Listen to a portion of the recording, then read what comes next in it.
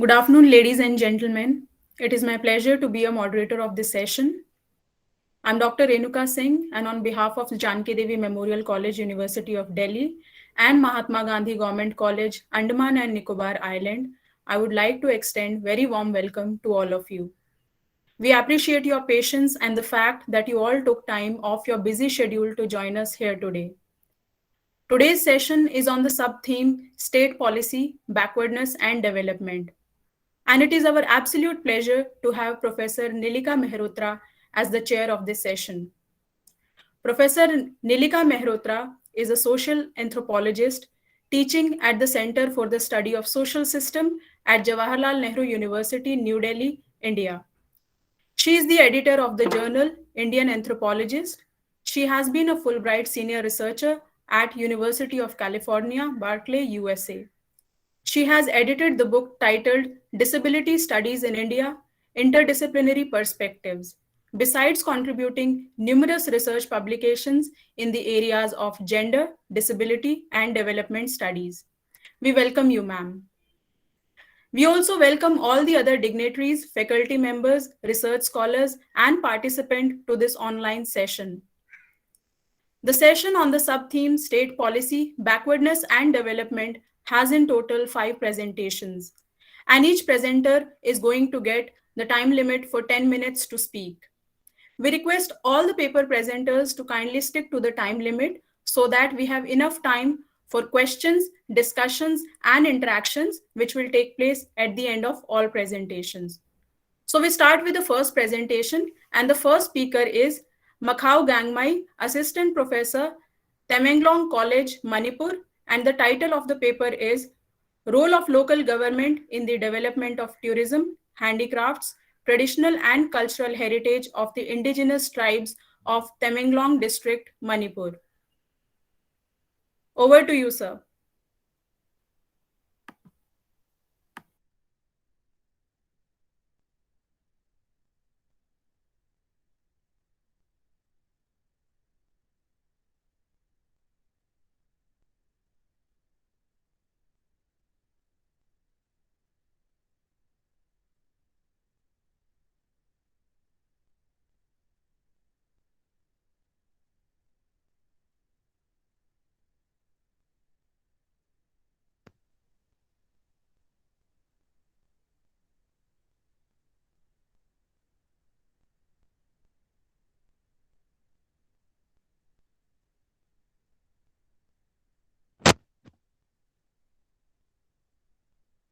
Sir, you may start your presentation.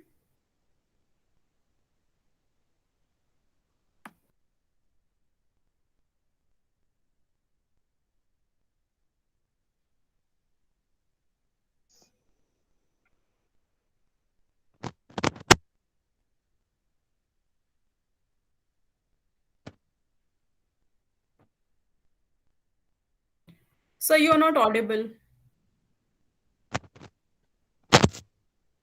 Hello?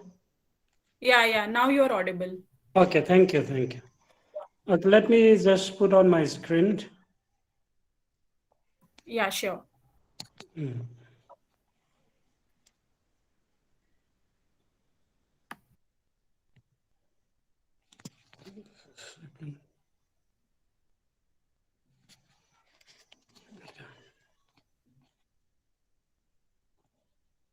Okay, I think you can see my screen. Yes, sir, we can see the screen.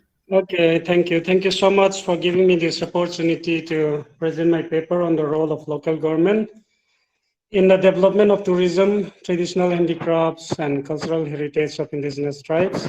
Once again, I'm Makau Gangmei, as well as I'm working as an assistant professor as well as a research scholar under Sir Jajit Singh in Manipur University. Okay, before I come to my main discussion, I would like to give a brief background about the Manipur state and the study area, because this background is important to understand the reason why the local government is ineffective in its functioning. Manipur state can be is divided into actually hilly district and valley district. As you can see in the map, these 5 hill districts surround the valley district, which is at the center But the hill district constitute 90% of the geographical area and 42% of the total population, whereas the valley district constitute only 10% of the geographical area and 57% of the population. Now, the valley district has a Panchayati Raj institution and the hill district has ADC, which is of course not under the 6th schedule. Again, total representation of MLA from the hill, it is only 19 MLAs, representing 60,000 population per MLA. But from the valley, there are 41 MLAs, representing 40,000 population per MLA. So here itself, one can get a hint of what is going to happen as we keep go on with our discussion. And other index such as Northeastern Region Development Infrastructure Index, the valley districts are ranked quite high. However, the hill districts are, most of them are ranked much below, above 60. And Tamenglong stands at 75. Likewise, statewide district-wise development index also shows that most of the hill districts are below the valley district. And other special important institutes, all the important institutes are located in the valley districts. In 2016, let me just say that 7 new districts were created. And so there are now 11 hill districts. However, I want to point out that so far there is no election or conduct of local government election in this new district yet. This is a study area. There are 1.5 lakhs population in Tamenglong district. The main tribes are these are all natural.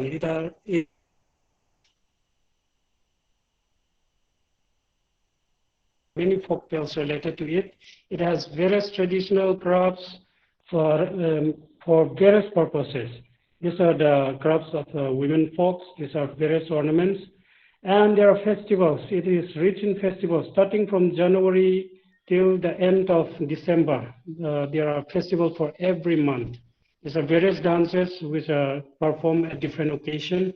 Now, the objectives of my study is to find out why the local government, which is closest, has not been able to function effectively.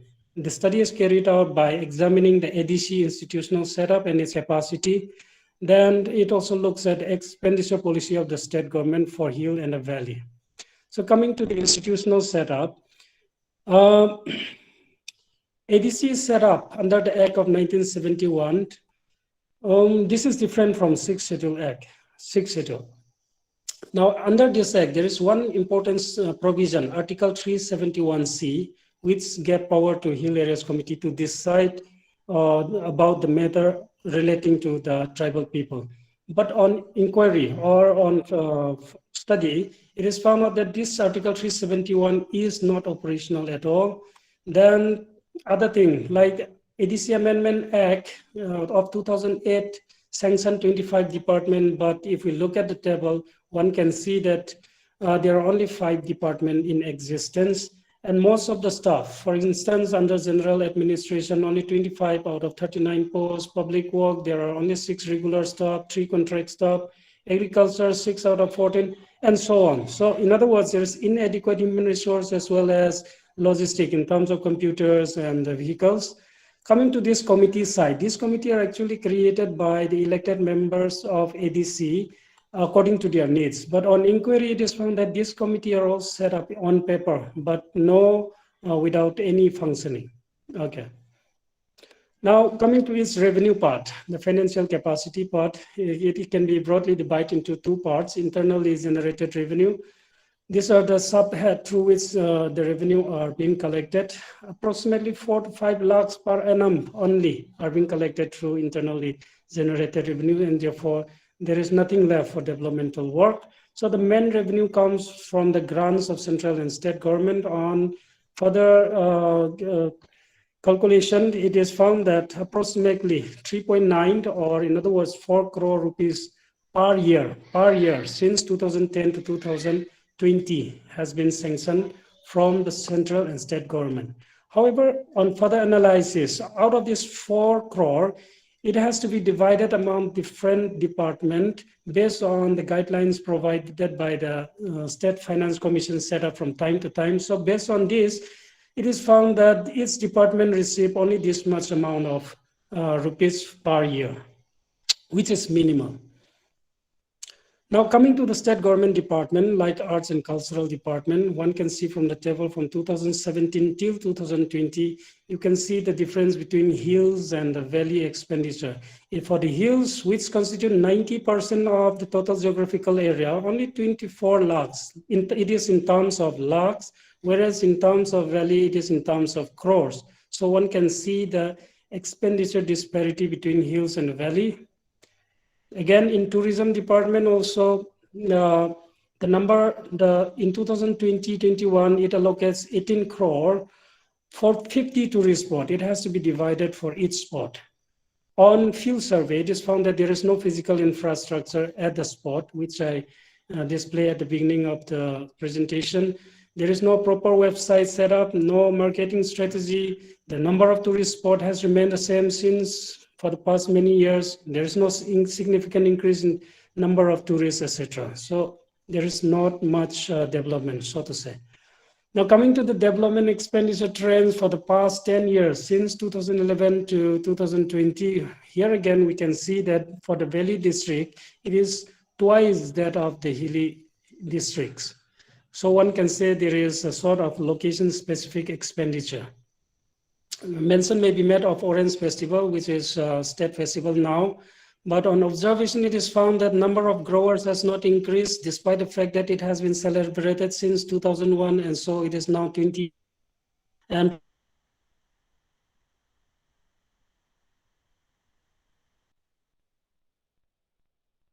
however, they also complain of as well as the existence of bogus growers. Museum, there is no museum located in the Hill District so far. In 2020, state government sanctioned around 3 crores, but it has to be divided for 37 tribal museums. And out of this, 3 museums will be constructed in Tamenglong district. However, it's found out that for each museum, they receive only 10 lakhs rupees. Again, in November last month, the central government made a presentation. Okay. I beg your pardon, sir. Only 2 minutes are left. Right. Please wind up your presentation. Yes. So on November, they laid out this at estimate cost of, which is a good sign. But observation is that in all these activities, ADC government is left out again. So the recommendation is government needs to change its policy to empower ADC by using articles such as 371. If that has been done, then it will empower the ADC financially as well. And so separate department can be set up under ADC and so on. If once that is done, the ADC will be empowered. So coming to my conclusion, ADC has a weak capacity, its institutional setup is poor, and then the state government followed, so to say, a sort of location-specific expenditure policy, and all these things has hindered the development of tourism, arts, and culture of the people. Therefore, government should look at its policy, needs to look at its policy. After all, these are worth pursuing because of the fact that all these resources are locally available, and this will increase the employment, creating income as well as for the ADC. Thank you. Thank you so much, sir, for such an insightful presentation, and thank you for sticking to the time limit. Now the next speaker is Ms. Tapti Basi. She is an assistant professor in Department of Elementary Education, Lady Shri Ram College for Women. And the title of her presentation is Tribes of Andaman and Nicobar Island, Educational and Cultural Context. Over to you, ma'am. Thank you. Good afternoon, Nilika ma'am. I'm just sharing my PowerPoint presentation. This paper is based on my experience of having lived in the Andaman and Nicobar Islands for 2 years. So I will just begin my presentation.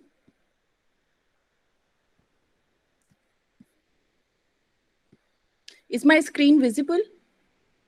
Yes, ma'am, it is visible. You can run a slideshow. So yeah. Yes. So it is Tribes of Andaman and Nicobar Islands, Educational and Cultural Context. And my paper attempts to look at overall the state of tribals who are living there, though I have laid out certain objectives, but my paper is in a very exploratory stage, and it is based on my interaction with indigenous people of the Andamans. So I've stated that I want to look at the level of education and what education stands for when we refer to indigenous tribes. We have also heard Professor Anvi Abi in the morning, and ma'am's empathetic understanding of the whole situation has moved all of us. So I have also tried to address concerns of indigenous tribes and to see how different processes of mainstreaming them, especially the Great Andamanese, have proved to be very detrimental. So what is the solution? Is it mainstreaming of tribes through education, or to allow them to follow their own way of life, to let them survive and continue? So just to introduce, there are 4 Negrito tribes, the Great Andamanese, who have a very rich history because they are the ones who were very, very populous at the time of British advent. And the Battle of Aberdeen, which is narrated by the local people there, says that they were around 10,000 Great Andamanese in 1859, but they were, many of them had a very turbulent end. Ongi, Jarva, and the secluded Sentinelese, most of them follow hunter-gatherer lifestyle, and there is also protection of Aboriginal tribes regulation, which is there in Andamans, by which there is Jarva reserve area and which is not to be trespassed by anybody. So the Great Andamanese were the first to occupy, and the Battle of Aberdeen really put them down, because that is where, their interaction with the main people has been only in terms of violence. That is what I will come to it towards the middle of my paper. And British colonization further subjugated them. Now they have been resettled in Strait Island of the Middle Andaman. But is this relocation conducive to them? I think that we need to ask them, because they have lost their original habitat, which is Port Blair. So this is just to summarize for anthropologists out here. I think they would understand better that the first 10 categories belong to Great Andamanese, and the last 3 are the other tribes. They are located in different areas. So this is territorial distribution. So first 10 are Great Andamanese, and they have been categorized on the basis of dialects of the same language. The Ongi and the Jarvas have different language, but it's supposed that they had a common origin. Sentinelese are quite distinct. So if I also mention Nicobar alongside, there are Mongoloid tribes, the Shompen and the Nicobaris. I had the good fortune to interact with many Nicobaris who are now, so to say, quote unquote, streamlined, and they have gained education. They have entered modern occupations, but still it moves me to see them, how, they are still connected with their own culture. And sometimes they find a lot of adjustment problems in doing routine work duties that they are assigned. And also to mention that Nicobari people whom I've interacted with, they are, bundle of affection and emotion. I think that kind of emotion, none of us probably will not have as much as they inherently have. So much to give. And they are mainly horticulturalists and herders. They basically enjoy all these fruits, pandanus, and they rely on fish. They are very attached to it. And pigs is an inherent part of their culture. That's what I heard in Nicobari weddings. Exchange of pigs is a must. So the Jarvas, basically, as the word is derived from the Great Andamanese language, means intruder. And they live in the South and Middle Andaman forests. And this is what they basically, they have a community life, and they follow so many rituals. They seasonally shift also. And there is the main contention or main conflict, which is mentioned in local Andaman newspapers, like Andaman Chronicle, Andaman Shikha, is that the Andaman Trunk Road, that how it is trespassing Jarva reserve area. So we can see there's a lot of conflict with settlers, be it Bengalis, Tamilians, Telugus, and Jarva don't have exclusive forests. There is inroads into their habitat, and their habitat has always remained disturbed, though government makes all stringent measures to not let them, be their privacy not being intruded into. But we all know, by what I have lived in Andamans, that there are intrusions. And so they are not protected. Their existence is threatened. And settlers around the Jarva area, like Kadamtala and all, Bengalis who live there, are quite hostile to the tribes. So there is Andaman Adim Jan Jati Vikas Samiti, which was established in 1975, Andaman Primitive Tribal Welfare Association, which looks after the welfare of the primitive people designated as aboriginals, and these are the objectives. What is interesting is that AAJVS is very active in terms of catering to Jarwa issues as well as also addressing their health problems. So if any Jarwa is unable to treat themselves medically, they are transported from there to the local GB Pant hospital. There is a separate Jarwa ward also in the hospital, which cannot be accessed by people from the mainland. So, ma'am, you only have 2 minutes now. Right. There are educational initiatives also which they conduct, by which they do various art workshops with children, and children draw beautifully different images of objects that they see around. So the Ongis have been relocated to Dugong Creek and South Bay. They have actually forgotten their traditional hunting habits. The Sentinelese, there is no contact with them, and they are referred to as the last bastion of the Andaman Negrito. And if we look at, matters of concern, I have highlighted how Jarwa are a threatened lot, going by the line of what great Andamanese have suffered, and how British colony, after becoming a British colony, Andamans was also used for incarceration of Indian political prisoners. So government intervention is in these ways, census by sighting. So how do they count Sentinelese? It is only through different boats and all, they try to count number of Sentinelese. They cannot approach the island, not Sentinel. So there are health interventions, there is advocacy of rights. So this is classification that I had drawn. And this is how Ariotu and Arimtaga is basically how they live near the coast or the forest, and some belong to both the categories. So these tribes have reduced in number, as we can see in this data. So whether to isolate or to integrate, main point is to allow them to live according to their own genius. So right to ownership of land is very important. So what is education? Education basically is we have to learn how they are molding their culture. I think we understood that in the morning lecture by Professor Abi. So subjugation of any kind has to be met with resistance, and we have to follow, different practices that tribals adhere to, and let them live, preserve their language, culture, and knowledge systems. So that is of utmost importance. Even John Holt says that learning happens by doing, which is self-directed, purposeful, meaningful life and work. So education should not be cut off from life. So what education are we introducing to them is not actually helping them be connected to their own culture. So how can the individual communal needs of indigenous people be met by a system of education? And how do we basically, this is a conflict situation, how do we address it?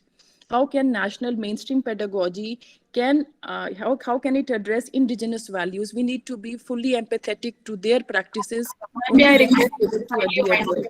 So most important is to let tribes survive and continue with that. I think I'll come to an end. Thank you so much. Thank you so much. Thank you so much, ma'am, for highlighting the struggles and challenges faced by the tribes of Andaman and Nicobar Islands. Now we move to the next presentation, and our next presenter is Professor Krishna K. Sharma. He is a research scholar, Northeastern Hill University, and the title of the paper is Transformation from Ethnic Culture to Buddhism, the Past Present of the Members of Arunachal Pradesh. Over to you, sir. Thank you, ma'am. I would like to thanks to organizing committee who gave me a chance to present my paper. My topic is Transformation from Ethnic Culture to Buddhism, the past and present of the members of Arunachal Pradesh. In my paper, I have discussed about how the member came under influence of Buddhism and how they benefited from Buddhist institutions as well as different scheme of government in present time. There are more than 25 tribes and sub-tribes that inhabit the land of Arunachal Pradesh. Most tribes are followers of Buddhism. Some tribes are related to Mahayana and some are followers of Theravada. Due to unstable political conditions and hostility between different sects in Tibet was the leading cause of migration of different tribes, including members. The member tribe is follower of Nyingmapa school of Tibetan Buddhism. The term member is used in British colonial government records. With the migration from Tibet to other parts of the eastern Himalayas, the member tribes settled themselves as agriculturalists and local traders for daily necessities. In the absence of any solid political system and a class hierarchy, the member was a community that believed in nature worship and bone culture. Gradually, Member came under influence of Buddhism through the guidance of Buddhist Lama monk. There are more than 20 clans in member tribes. They are settled in the different parts of the eastern Himalayas and are involved in trading and farming. Comparing the family structure of different tribes of Northeast India, we find that the member family is very similar to the typical family of Northern India, where males and females both have importance and generally male manage and handle family. Endogamy is prevalent in member, but in some cases, or a wealthy family, or as we saw in North Indian families, we find more than one wife. Coincidence or any historicity, member marriage is close to North Indian Hindu marriage custom, just like the 8 type of ancient Hindu marriage, as mentioned in Hindu Dharmasastra.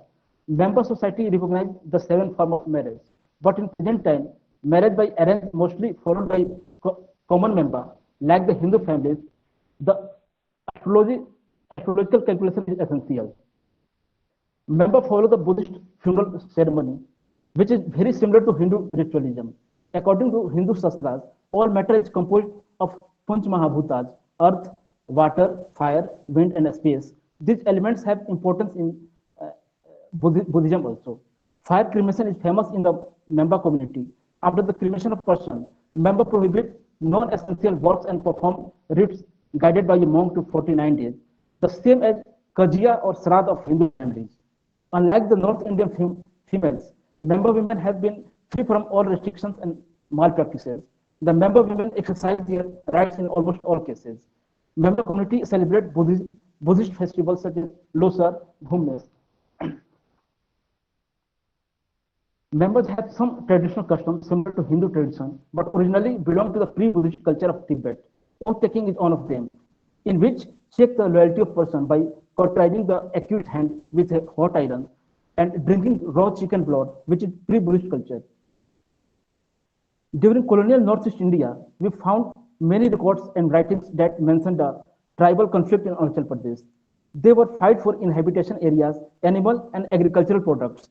They used to capture slaves for different motives. For example, sacrifice for deities or household works, or women for sexual amusement.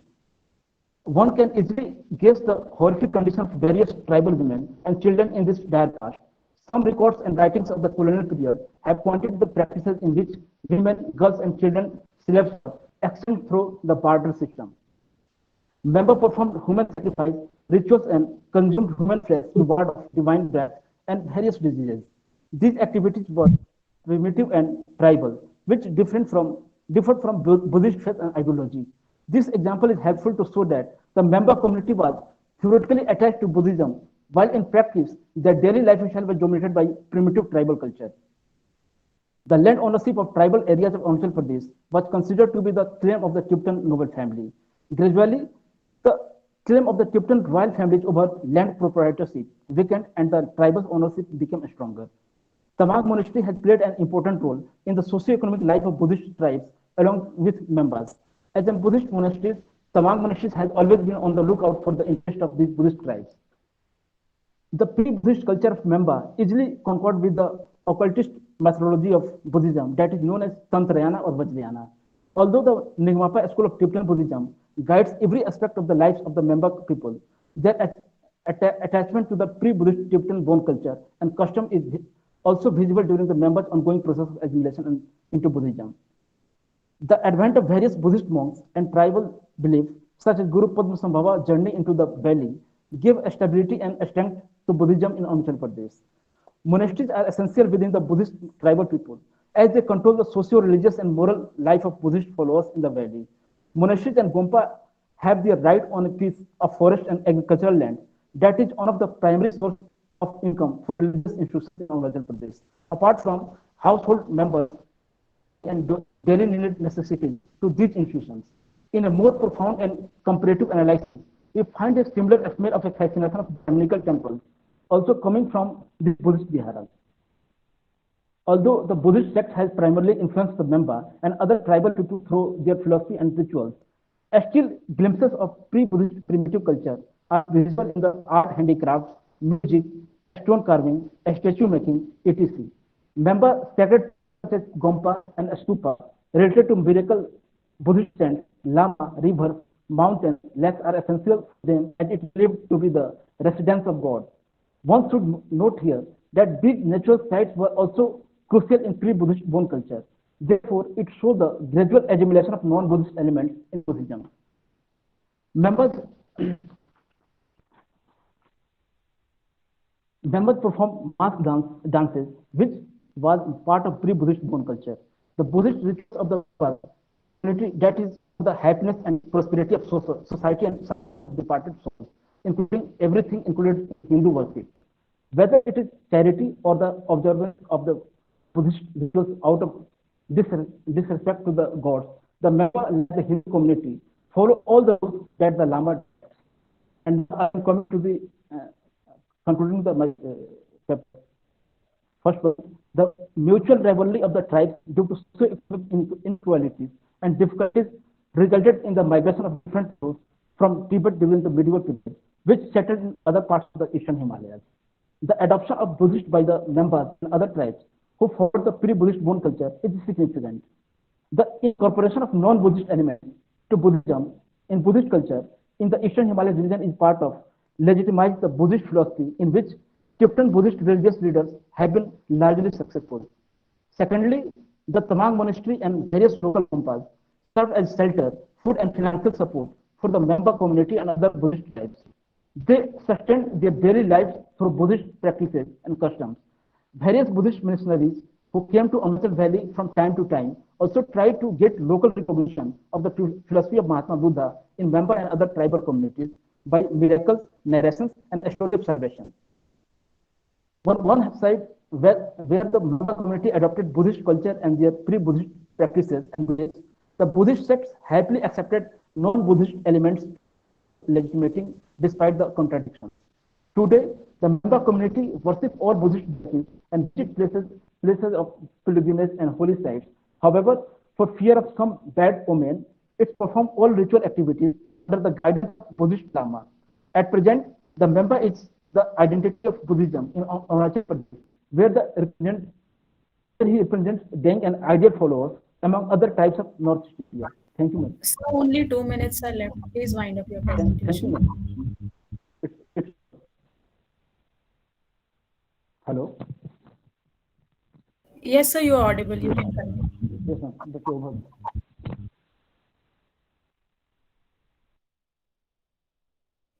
Renuka, I think he's saying it's over. Okay. Okay. So now we move to the next presentation. Thank you, sir. Thank you for bringing such an important aspect related to religion and tribals' life to the fore. Now, the next presenter is Miss Nisha Sikdar, resource person, JNRM, and the title of the paper is Impact of Government Laws and Colonial Invasion on the Tribes of Andaman and Nicobar Island. Ma'am, you may start your presentation. Ma'am, you are muted. You need to unmute yourself.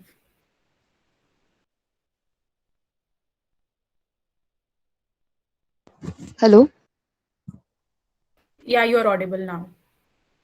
Firstly, I would like to thank MGGC and JDMC for organizing this online seminar. My topic is Impact of Government Laws and Colonial Invasion on the Tribes of Andaman and Nicobar Islands. Arranged on the old shipping lane between India and Myanmar, the Andamans were visited for the first time by the naval force of the English East India Company in 1789, and in 1872, they were connected authoritatively by the British to the Nicobar Islands. Throughout the Indian Independence War, the Andaman and Nicobar Islands had a harrowing past. The place was proclaimed Kala Pani, which means black water. The administration of Andaman Islands is operating with the same preconceptions as the British during their regime. They believe that the development of these islands will undoubtedly lead to the inclusion of the tribal populations as well. The state continues to overrule the indigenous people's right over land, lifestyle, and existence. The survival of both indigenous Andamanese people and the newly arrived Indians is entirely dependent on the preservation of the island's natural ecosystem. Certain actions must be taken to protect tribes' rights, including the complete cessation of the all non-tribal contact, and further refugee settlement should be prohibited, and indigenous people should be allocated more lands. When we look into the history of Andaman and Nicobar Islands, we cannot deny that the British had the deepest impact. The Sepoy Mutiny of 1857 provoked the British government to establish penal settlements and also the Forest Department in the year 1883. They began with clearing nearly 3,000 acres of land, out of which 817 acres of land was procured for cultivation. Lord Mayo, who held the position for Viceroy of India, was deeply interested in prison reforms and settlement of convicts in the Andaman Islands. He gave them liberty and supported them for marriage with convict women so that they would settle down and provide him the necessary labor workforce to increase agriculture in the islands. A new chapter began in Indian history when on August 1947, India acquired freedom and the region of Andaman and Nicobar Islands was incorporated as a piece of the new country. Leaders of India were worried about increasing the living standards of a ruined country, so they set about executing enormous economic advancement programs on a 5-year plan form, which were proposed and carried out in these islands too. However, it was not very much effective. The first 5-year plan was influenced by two major factors. One is colonization and second is constructing roads. The second 5-year plan focused on development of infrastructure, roads and communication facilities. During the third 5-year plan, initiation of small-scale cottage industries took place, which yielded handicrafts. Along with this, the government also began encouraging tourism at this time. Though these development projects weren't very prosperous from the perspective of Government of India, but it had an adverse consequence for the tribes and these had no benefits for restoring back their rights. The plight of tribal communities was further aggravated by the implementation of National Forest Policy in 1894, by which the British curbed the traditional rights of the Aborigines, like free access to forest. For nearly 20 years, the islands were overlooked by the independent Indian government in New Delhi, and the new authority then settled enormous number of evacuees from East Pakistan and different places of India on these islands, which subsequently resulted to more exploitation of the natural resources, and the Aborigines could now no longer freely roam in the jungles, as they had restricted movement. The government of India started coming up with plans for improving the lives of these undeveloped tribes, but the notion of development that the non-tribal population adheres to doesn't even exist for these primitive humans whose life revolved around forests, and these forests for them is of utmost importance for their survival. For the most part, tribal growth has been forced to choose between culture and individual survival, which in reality is because of the inevitable rise of industrialized world leading to the eventual extinction of the remaining tribal groups. Those concerned with indigenous people's safety have taken the approach of attempting to soften the shock of civilization by assisting natives in preparing for the inevitable invasion of the outside world. The British accepted the decline of the Andamanese as an unavoidable result of contact, but they also saw these islands as necessary to achieve political and military objectives. All administrative decisions such as befriending the Andamanese were made with the goal of making this a success, as they thought that the settlement would be able to develop as long as it was free from the attacks of Andamanese. As a result, the British interpreted the Andamanese deterioration as an unavoidable result of the contact with foreigners, and thus the British found it convenient to believe that the Aborigines would benefit from interaction with the developed society and would abandon their harsh and brutish ways. Because of this assumption, it was difficult for the British to comprehend or acknowledge the truth of this situation. The Andaman and Nicobar government has resolved to have a unified system tribal development program for the whole Andaman Islands and Nicobar Islands, and has announced the establishment of a separate body, the Andaman Adim Janjati Vikas Samiti, which was duly registered in March 1976. The Government of India enacted special legislative measures for the protection of aboriginal population of Andaman and Nicobar Islands in 1956. However, these regulations had major flaws. The Chief Commissioner has the authority to interpret the Constitution and government regulations in his or her own way. Besides the various flaws in legislation, none is more evident than the Chief Commissioner's ability to dictate the destiny of the indigenous tribes within his or her jurisdiction. The Chief Commissioner also has the authority to decide whether areas of land will be designated as reserved or not.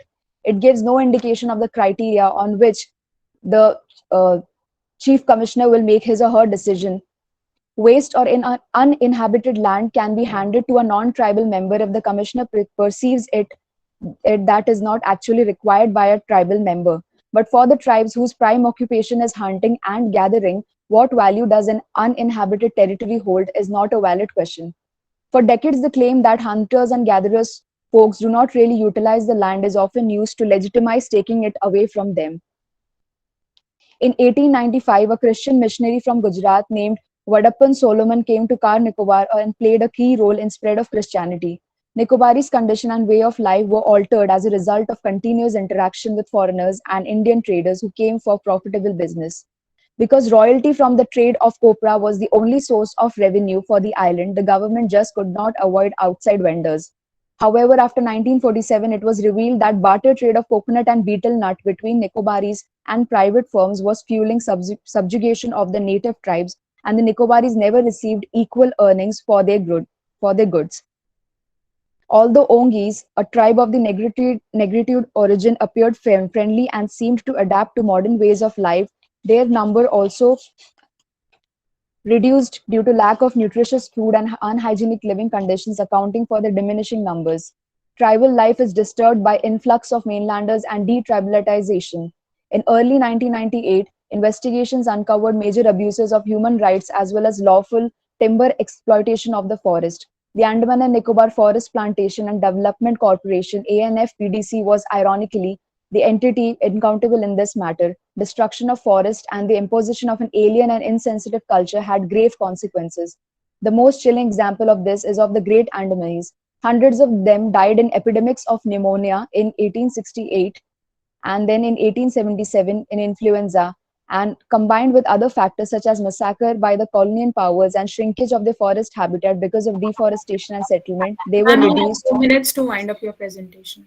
from a few thousands to only a few left now. One of the biggest vectors of outside intervention is also the Andaman Trunk Road, or the ADR, which was built across the Jarawa forest habitat in 1970. These incidents prompted the filing of a case in Calcutta High Court, which has jurisdiction over the islands. As a public interest litigation, the case was taken to Supreme Court PIL. The petition was joined by the Society of Andaman and Nicobar Ecology, the Bombay Natural History Society, and the Pune-based Kalpavriksha, which resulted in landmark High Court verdict in 2001, which directed the government to restore the island's ecosystem. Okay, thank you. Okay, thank you, ma'am. Thank you for such an informative and crisp presentation. You adhered to the time limit. Thank you so much for that. And the last presentation is by Miss Vinita Ocean. She's an assistant professor in Andaman College. And the title of the paper is Foster Care, Making an Extraordinary Impact on the Lives of the Needy. Ma'am. Thank you, ma'am. I would like to first thank the organizers for letting me speak on the topic of foster care. I would begin this by saying that every Nicobari family, every Nicobari tribal family is inherently a foster family. And I'd like to share my screen.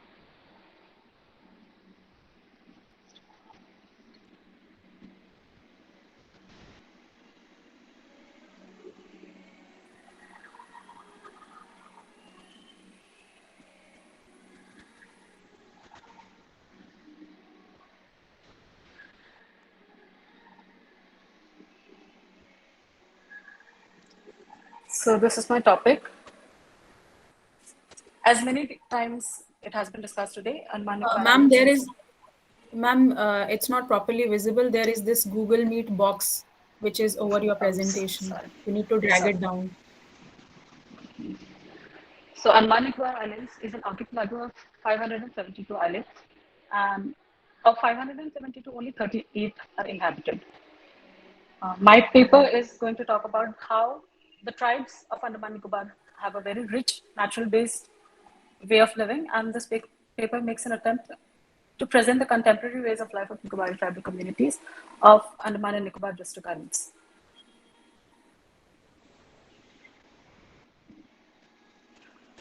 First thing I would like to discuss is the difference between foster care and adoption. A lot of people interchange these terms. Adoption is when a parent and child relationship is legally permanent, and there is no difference between an adopted child and a child that is born to the parent. Whereas foster care is when a child is taken care by an extended relative or family member. It is a temporary setup where the foster parent have only guardianship rights and are responsible for nurturing the child in a secure and family personalized setup. We know that the safety of should be the topmost priority of both the government and the community at large. And according to the 2011 census of India, out of 430 million children in India, almost 40% are destitute, who suffer a range of hardships. India is a country having the highest child mortality and child malnourishment rate. Among 36% of the children below the age of 5 years are underweight, 38% are stunned, 2% are wasted in the country, according to the National Family Health Survey of 2015-16. The alarming number of crime against the children also have. We know that when children do not have access to education and are not educated about the environment, the chance of offenses skyrocket.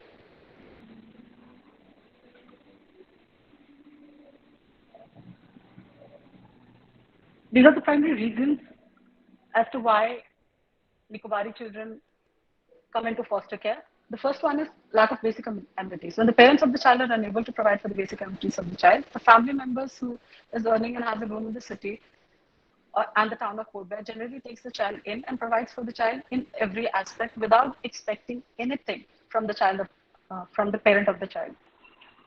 Second reason are studies. When a student is pursuing his higher studies, they tend to move to Port Blair, and it has been observed that children tend to mostly prefer staying at home rather than staying in hostels for various reasons, such as belief of the parents that the child will not child will perform better under the guidance of the extended family member, their food habits and preferences, which do not match with the hostel food, the affordability relating to the timing and availability of funds to pay mess and other related hostel fees.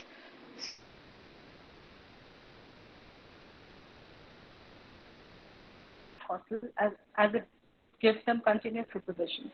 The other reason is medical reasons. At times, some families, in order to help out each other or due to personal illness, they can or let their kid stay with others so as to help out and take help of each other. In medical cases, mostly young adults are involved and younger ones are not sent over to stay or called over for. And younger ones are normally called over to stay for the psychological benefits that arises out of having a playful child. To study or work, if a student has recently moved to the city of Port Blair for studies, and if someone has recently got a job or is looking for one, they don't have to think twice before there will be families there, and they don't necessarily have to be relatives to live with them. They can just call up anyone and ask whether they will accept the child in their home, and it is as simple as that. Normally, objections are not made, but it has been very helpful in children's development.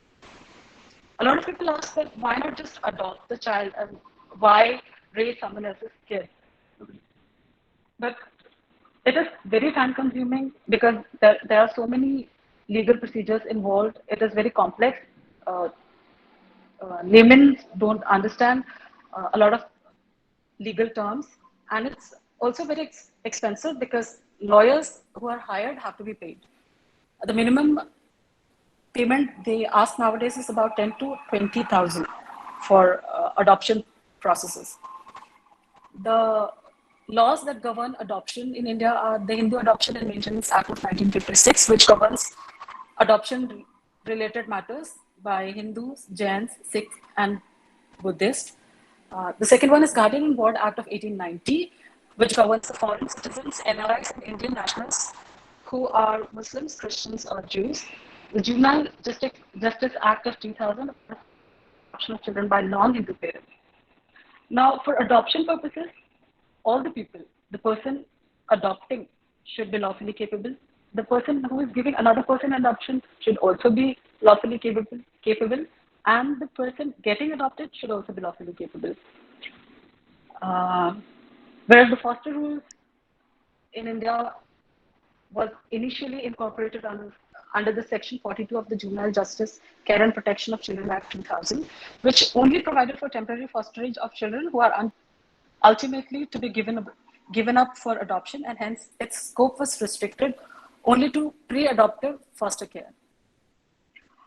And the second one is the Juvenile Justice Care and Protection of Children Act 2015, which is an upgradation of 2001. This one attempts a wider definition for foster care under Section 44. However, the same is still in a state of infancy as the government has been chary of its effective implementation. The expenses regarding the child that is being fostered are generally taken over by the working family member, whoever is earning, or borne by the fostering family without any outside or government help. The Tuhe, which is a cluster of families, the parents themselves, or sometimes after getting the jobs, they provide for themselves too. They help both the fostering family and own parents without discrimination. The children, when they get job after living with someone else, it is not bound on the child to stay with the fostering parents and provide for them. The child can very well go live with his parents or their parents and provide for his family alone. There is no responsibility on the child to take care of the fostering parents. And then they help in community donations, such as during deaths, marriages, festivals, and family functions. Everybody has to contribute. The central aim of my paper was addressing the stigma that surrounds foster care within Indian society. The paper thus shows that it can be achieved even without government-granted external help, of which the tribals of Andaman and Nicobar Islands are an example. Ma'am, you have Concerned only 2 departments- minutes left. Okay, ma'am. Can you hear me, ma'am? Uh, You only yes, have ma'am. 2 minutes left, ma'am. Okay, ma'am. Yeah. We know that the pandemic has left us with so many orphan children around the globe, as it did not affect children much. And these children need a loving family too, with no strings attached. These children need immediate help and attention. And the pandemic has actually given us an opportunity to do something good and almost godly. Foster care needs to be advocated and popularized by showing the example of the tribe of Nicobar and Angkori. The groups interested in implementing awareness campaigns, specific sections of the society for outreach. This information has immense practical value for personal and social practice. If a tribe can do it, so can others. The lesson to be learned here is you don't need to be of upper middle class or higher class to take care of children. You just need to be giving and patient enough to deal with adolescent behavior, both good and bad, and everything else that comes with it. Taking in the child into the family will not only bring and add another family member, but also loads of help to both child and the family concerned. Specific guidelines, SOPs needs to be prepared for facilitating early placement of children, and PAPs and prospective foster families need to be arranged. Necessary capacity building has to be done, training has to be done. There is a need to review the existing child protection policies and prioritize it across all sectors, including health, education, livelihood, to reduce child vulnerability. And there is foremost need for collaborative actions by the government, non-government organizations, NGOs, child rights activists, and other developmental agencies to identify, map vulnerable children in the community and provide necessary services for them.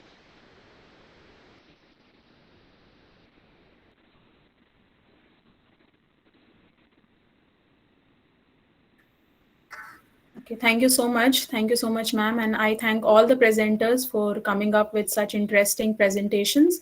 Now the floor is open for questions. If there is any question, you may either raise your hands or you may write your question on the chat box.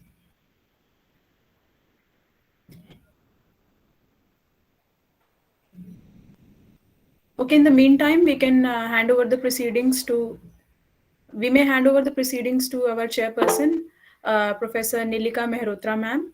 Ma'am, we are looking forward to your insights on this session. Over to you, ma'am. Ma'am, you're muted.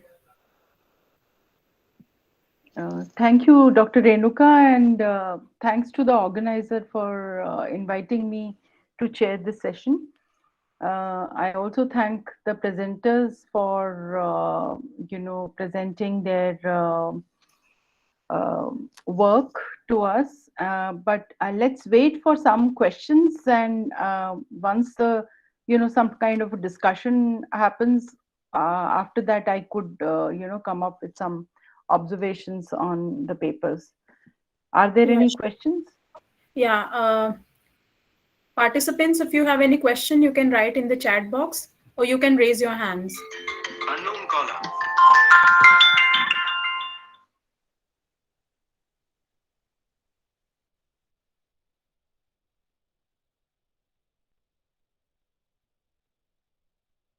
Ma'am, you're muted.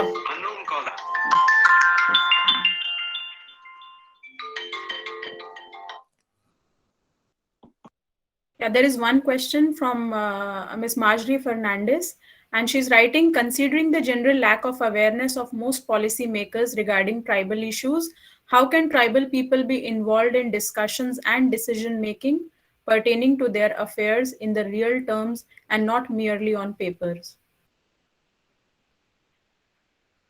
So I think this question is pointed to, anybody can answer this question. This is a general question, not pointed to any specific presenter. Ma'am, I'm reading the question once again for you. One of the participant has asked, considering the lack of awareness of most policymakers regarding tribal areas, how can tribal people be involved in discussions and decision making pertaining to their affairs in real terms and not merely on paper? I'm so sorry.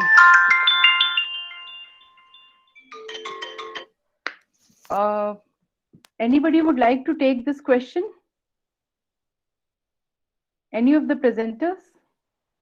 Do you actually think that the tribals don't have any, policy framework from the state side? There are so many policies that have been made since the colonial times, and but it is true that very few tribal people have actually contributed to the making of these policies. Nisha, you want to say, Nisha Sikdar, because you spoke about, I think, the colonial period. Yes, ma'am. I think whenever decisions are taken by this administration, tribal people are not consulted for it. We take decisions for them. Like what would be good for them, we understand that and we take decisions for them. Maybe a tribal community could also be set up and they could, Andaman Nicobar administration should ask them also. They should be also included in all the discussion. If there is a language barrier, maybe there can be a translator who could translate, and they should be explained everything, like what this policy is, what impact it will have on them. Instead of just assuming that whatever steps we are taking, it is for their good, we should let them also say maybe. But it is also an assumption that, tribal people have never been consulted. This assumption also has to go, because if you look at some of the states, like you have Jharkhand and Chhattisgarh, and also states in the northeast, they are tribal states, tribal dominated states, and tribals have struggled for decades to get these states where they are dominant in the governance. So saying that they have never been consulted would also not be correct. But it is true that the tribal policies on the whole have been top down and rarely been bottom up. They have been encouraged to participate in the development process as well. The NGOs are there, international NGOs are there, local NGOs are there who involve them in the consultative processes. But the tribal leadership, political leadership especially, is hardly forthcoming in this respect. I think whatever schemes and policies are bought, is it checked ever, like if it's implemented or not rightly? Maybe the government is putting out laws, but on ground level it is not being followed. Like people are still intruding tribal territory, illegally meat is being sold. I've seen but myself. the state itself is intruding into their territories. Yes, they are LPG, after LPG policies in the neoliberalism, phase, we find that for the public good, mining and so many extractive activities are happening and pushing the tribal people out of their habitat. Yes. Yes, So it's not just the intruders. We have the constitutional provisions. We have 5th schedule and 6th schedule, which were primarily, instituted to safeguard the customary rights of tribal in their territories. But 5th schedule has been a toothless, piece of paper, and we have seen that Article 371A and G, they have been very instrumental. But I think the first paper also made a reference to the fact that there is a special provision from the central government. I wanted to actually ask this question to to Dr. Gangmai about the way there is an assumption that a lot of money is being doled out from the central government to the northeastern states in the name of development.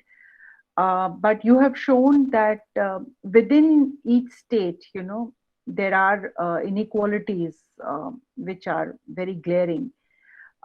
What is really happening to the money which goes to the valley and not to the hills? Oh. Ma'am, I don't know whether I can exactly answer your question, but right now, as far as I understand, the local government is set up under the Manipur Hill Areas ADC Act. And as I said, there is 371 articles, 371C articles, which is supposed to give all the powers to Hill Areas Committee, which will decide affairs of the tribal people of the Hill District. In the beginning of this year, Areas Committee tried to tell bill in the Manipur Legislative.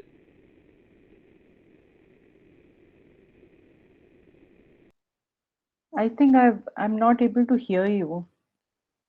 Yeah, there seems to be some network issue. Yeah. So we can't hear you.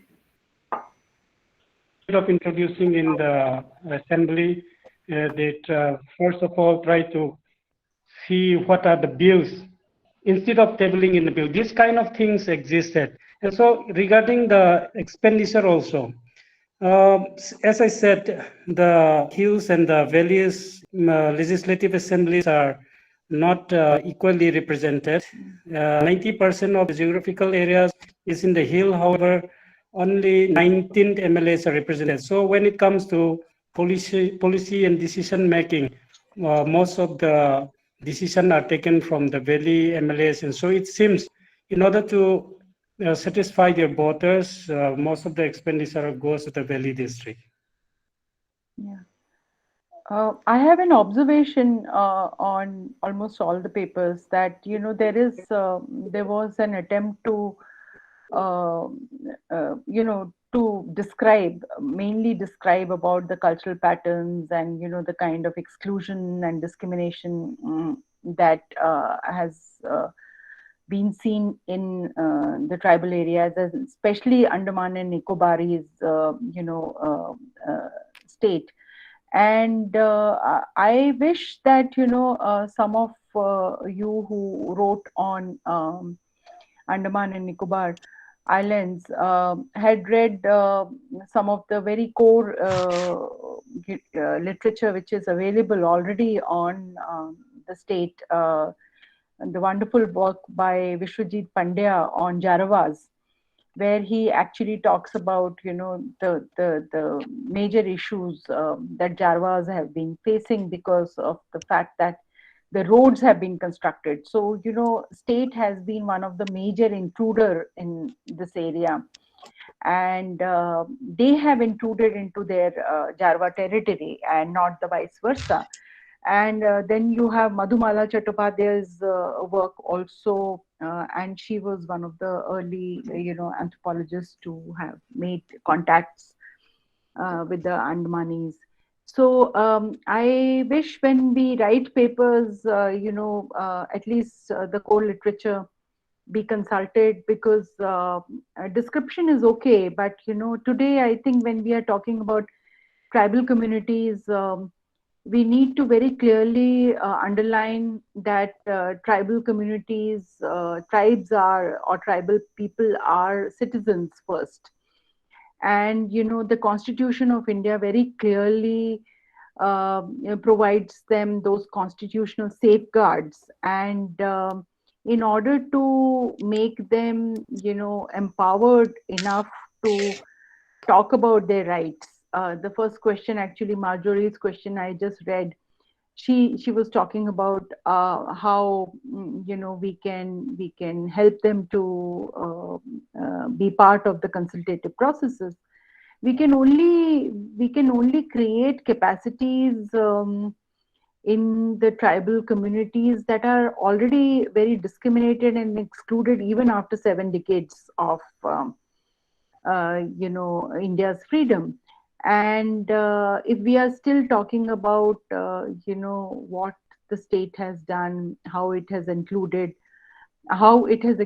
them, and whatever inclusion is there, as Virginia Khaka has said, that whatever little inclusion that we see today in terms of state policies and tribal communities participation in the mainstream is in adverse terms, is not really, so the tribal people will be there, but they will not be in the important political positions, or they will not be in the higher echelons of bureaucracy, or in the prestigious jobs where they can actually make their voices heard. But I'm not so pessimistic also, because one has seen that in the tribal areas there is a big network of NGOs, especially NGOs that are being run by the tribal people, and there is a tribal middle class which is growing, and which is talking about their rights, and they are insisting their, and even UN recognizes the indigenous rights, but Indian state has not talked about, Indian state has not accepted UN's declaration of indigenous rights, because they don't see India's tribal communities as indigenous people. So there is a big debate going on there. So I think stop for a minute. If there are questions and comments, I think there is enough warming up already done in this session. So if there can be questions and comments, or maybe responses from the speakers, it will be nice. Yeah, ma'am, I have something to ask. This is not pointed to any specific participant. It's just a general question. We have seen that, there have been the representation of tribal people in legislature has been quite minuscule. We have seen some prominent figures like P.A. Sangma, now the Minister of State Rijiju. So there are some people who have been, holding the reign of power in their hands. So what has been the impact of these people having power in their hand and on the development of tribal communities? Is there any connection? Has their, entering the power corridors at New Delhi affected the developmental aspect of the tribal communities? It is a topic to be researched by political scientists, and I don't have answers for that. But I would still say that it's not that the tribal leadership is not there. There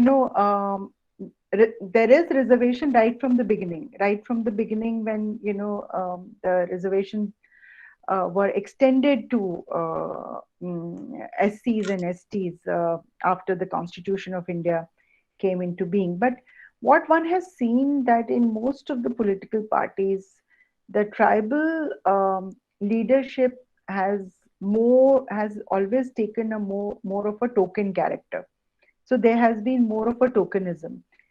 And this tokenism has kind of ensured that they are there in number, so their numbers will be filled. But they really don't really, assert as much.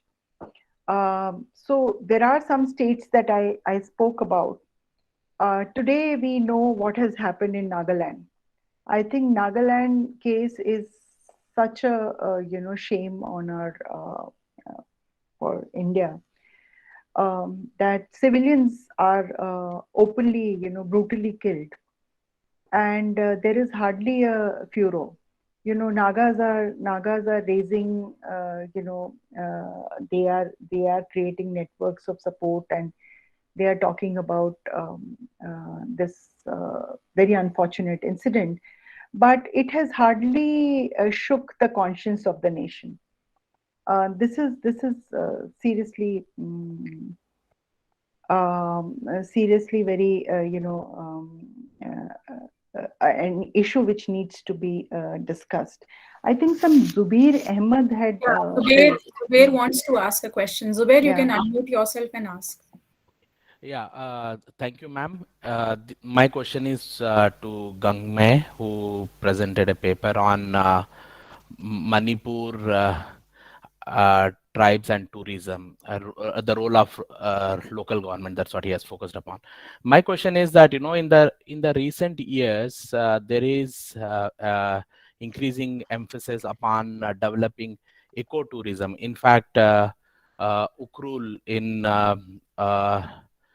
ATC is selected as the spot to develop ecotourism, but the statistics, the arguments that you have presented speak contrary to that. So nothing has happened in and around Ukhrul to develop ecotourism. That's what I could gauge. So where the problem lies? Is it because policy is there, but the thing is that on the ground nothing is happening. So what are the obstacles for not developing that area as ecotourism spot? Thank you. Ma'am, would you like to respond this question, because there is one more question, or would like to take all the questions together and then respond? Actually, I am not the speaker. I am the chair. No, but then next question is asked from you. So okay.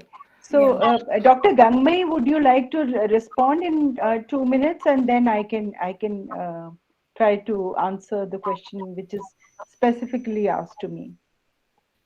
Okay. I think sir wants to know, despite the fact that the government has adopted policy to improve tourism, nothing is happening as shown in my paper. And this is based on the field work. I mean, on record, there are 4 ecotourism spots shown in the tourism department as far as the Tamenglong district is concerned. But on going after finding out after field survey, it's found that nothing of that. You see, in the ADC department record also, since 2014, so much amount of money was sanctioned for the development of infrastructure or rest house. Or it was there in the paper. But going by field work, nothing of that sort has been constructed. We don't know exactly where the money has gone, but that is the ground reality. Maybe there is no follow-up after the sanction of money. And I think I cannot say more than that, sir. Yeah, I can try to respond to Vandana's question. I have actually there is a lot of pessimism about states' role vis-a-vis the tribals, but I have 2 examples which show some kind of optimism. One is the case of Nagaland, where the tourism policy actually began as early as around 2002, and where some really driven officers and the Minister of Tourism actually wanted to frame a tourism policy for Nagaland. And one of the very important aspects of the tourism policy there was the increasing participation of the communities. So we know that, under the Article 371A, Nagaland actually has that advantage of, being run through its customary laws and customary norms. And one did see how the communities themselves actually took upon the responsibility of creating the tourism product. For instance, a model eco-tourist village, or some of the eco-friendly agricultural experiments that were going on in Nagaland. And besides that, the state of Nagaland also came up with this organizing Hornbill Festival. Although there were a lot of critique to Hornbill Festival, but one has seen over the years that Hornbill Festival has actually brought together many of the warring, erstwhile warring tribes together, and there is more appreciation for each other's. It is open not only to domestic tourists but also international tourists, and there is an increasing appreciation for each other's, culture. And the second example is from state of Odisha, where one saw that it didn't really populate down to the tribal communities as such, but NGOs played a very important role, and the state of Odisha actually spent a lot of money in holding these festivals, almost like Hornbill Festival, Adi Mahotsav, and where they had activated a lot of self-help groups in the tribal community, especially living in very far-off areas. And the women came to these, they come to these festivals in the pre-COVID time. COVID has actually, affected, pandemic has affected these activities to a great extent. But these women, they produced especially the organic material, the seeds, the herbs, and many of their ethnic attire and the very local products, and they had huge sales every year. So every year, twice in a year, they would have these festivals. Along with that, you have tri-fed and tribes. So state, wherever there is a political will, I feel that the states, if the state want, they can actually reach to the people, and they can also try to create this kind of a balance. But in most cases, we don't really see that political will. And that is the reason why, there is so much of unrest among especially the middle class tribal people. I hope I'm able to answer your question. Absolutely. Thank you so much, Professor Mehrotra. Yeah. Any other question? Any other participant who would like to ask another question? Okay. I think we can close the session now, and now let's move to the formal vote of thanks. On behalf of JDMC MGGC, I extend a really heartfelt gratitude to our chairperson, Professor Mehrotra, who spared her precious time from her schedule to grace the occasion. We got an opportunity, ma'am, to hear your insights and valuable suggestion on such an important issue. Thank you so much, ma'am. I also take this opportunity to congratulate all the paper presenters who came up with such diverse themes. The paper covered such diverse themes related to tribal life and culture. I would also like to thank all the faculty members, researchers, and participants for joining us and making this session a success. Thank you so much. Thank you. Thanks for having me here. Thank you. Thanks.